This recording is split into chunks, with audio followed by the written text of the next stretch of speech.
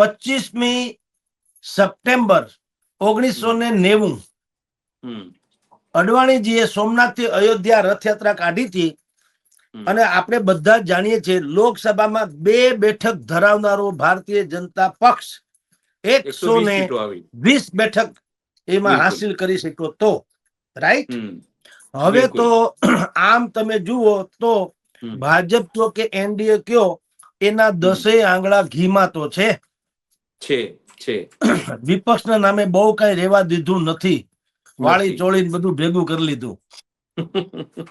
કેટલાક પ્રાદેશિક પક્ષો છે જેમ કે પશ્ચિમ બંગાળમાં મમતા બેનર્જી અને ઉત્તર પ્રદેશમાં અખિલેશ યાદવ, આ 2 થોડુંક કાઠું કાઢી રહ્યા છે. એમાં ઉત્તર પ્રદેશ તો ખાસ, કારણ કે 82 બેઠક 81 કે 82 બેઠક ધરાવનારું ઉત્તર પ્રદેશ આપણે બધા જ જાણીએ છીએ. ઇતિહાસકારો અને વિશ્લેષકો પણ કહે છે કે વડાપ્રધાન બનવો એનો રસ્તો ઉત્તર પ્રદેશથી નીકળે છે.